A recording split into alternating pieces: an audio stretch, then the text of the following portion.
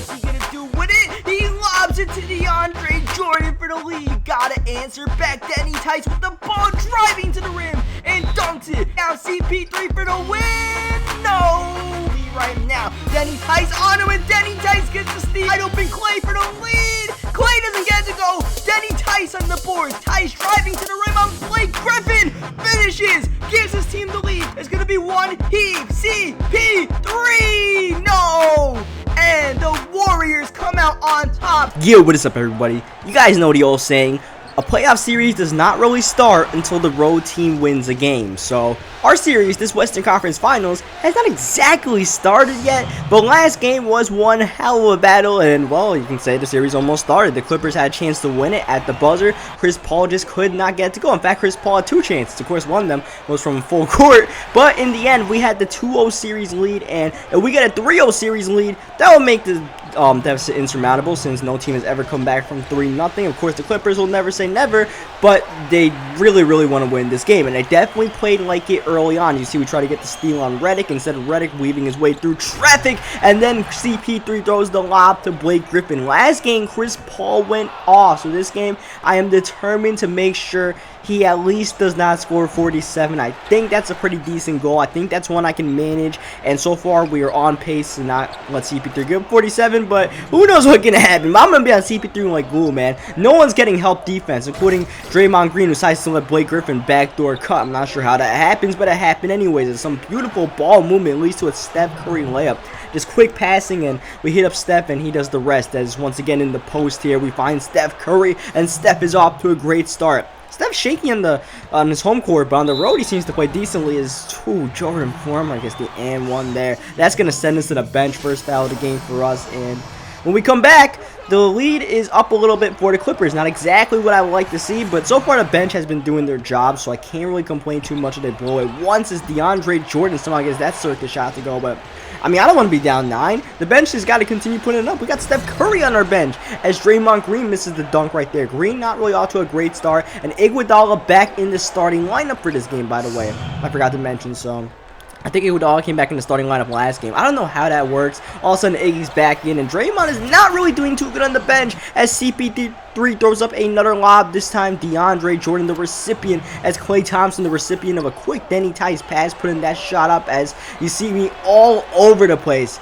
No. Not like that. Not like that. I am just going to make sure. Now I'm playing help defense out here, too. Now I'm starting to get a little bit confident that we're locking down Chris Paul as we bounce past it to Klay Thompson, who one hand slams it, avoiding the chase down block there. Now I'm just locked in defensively. From playing no defense, we're playing a lot of defense. And, of course, the only steal I had that first game was on that last Clippers offensive possession when CP3 lost it, as we get the perfect release there. Now we already got 2 steals, so we're doing doing our team some justice right now as CP3 tries to get, I don't know, I shacked in the fool right there. Last time I said shacked in the fool, I said the wrong name. I said Jamal Charles. This time, Chris Paul is the guy. Chris Paul that time hits the spin move, and that time hits the lob. Blake Griffin getting it. CP3 has a lot of turnovers this series, as we could take it as a rim. For some reason, I took the jump shot. It's alright, though. We got 2 points either way on the perfect release as Iguodala from the corner gets the 3-pointer to go. Iggy's 3-point stroke is just not there this series, but he was able to get that one to go, as anytime Chris Paul is looking to take a 3, I'm up in his grill. He was, what, 7 for 10 from 3s in the last game? 7 for 9 if you don't include the full court heave.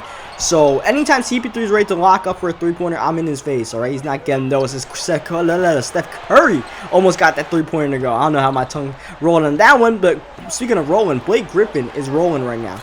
He's starting out this third quarter very hot. We do not really have an answer for Blake Griffin. You see Draymond Green trying to do all he can, but Blake Griffin just going to post fadeaway on that man, and I mean, I don't know what else to do. Once again, we're in a very high-scoring game. We're about to hit the 80s as Blake Griffin tip slams it home. Literally no answer for this man on the boards, in the post, whatever it may be. I can't hit my little step-back jumper that I've been, working on this series over Farmer, but I can dunk it over Blake.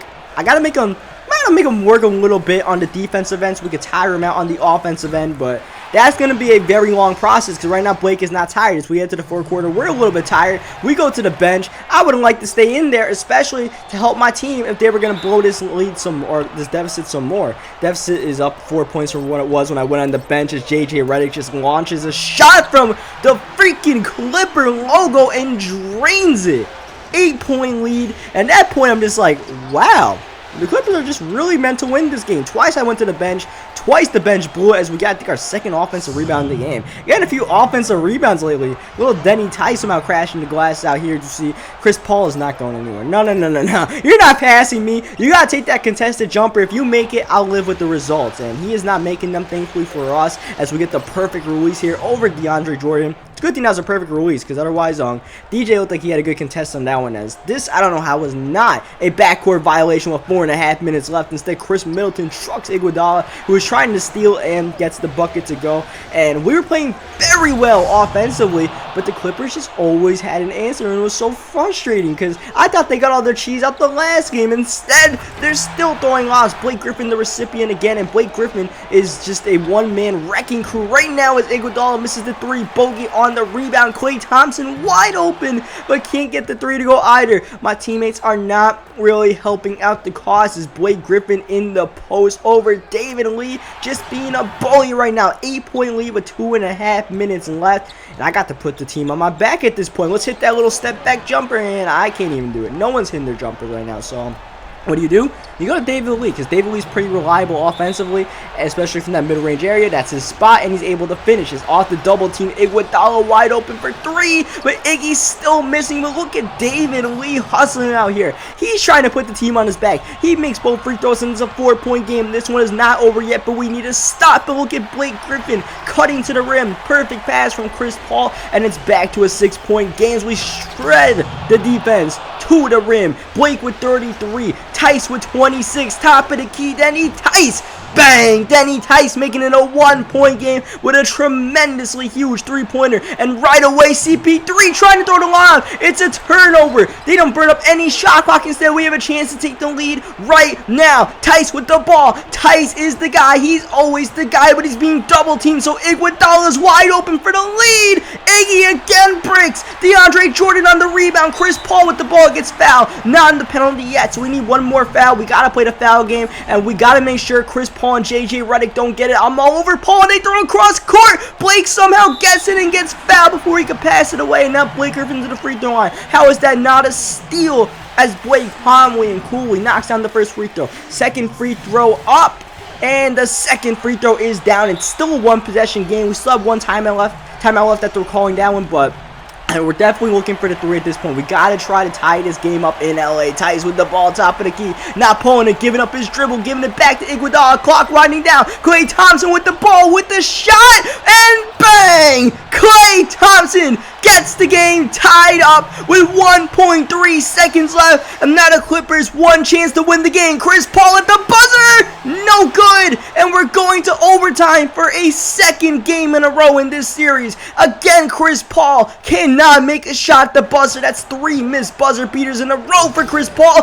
as we missed the dunk to start overtime. So here we are, where this is familiar territory for us, and Chris Paul starts off overtime the same way he did it last time with a three. That time a decent contest, unlike the last one that was wide open. It's just the end of the shot clock. I gotta put up a three of my own, and Denny Tice at the top of the key again, starting to feel it from downtown. Ties the game up. Tice with 32 and 20 right now. Chris Paul trying to pull up the shot, but Tice is all up in his grill, not letting him get any easy looks as I'm trying to do whatever I can to guard Blake Griffin, but Chris Middleton with a huge three gives the Clippers back a 3-point lead. It's a 3-point shootout right now at Staples Centers, and look at Klay Thompson. He is ready for the battle. You don't want to get into a 3-point battle with Klay Thompson because he's locked and loaded right now as CP3 calling for the double screen, knocks down Tice, and that's an easy layup for Chris Paul. The lead is just switching back and forth. So much offense, so little defense. Klay Thompson for three. JJ Redick hand in his face, but it doesn't matter. Klay Thompson is scorching right now as Denny Tice hits the deck, but CP3 throws the turnover. On the break is now Tice throwing the pass up ahead to Klay Thompson, who's cutting to the rim, hop stepping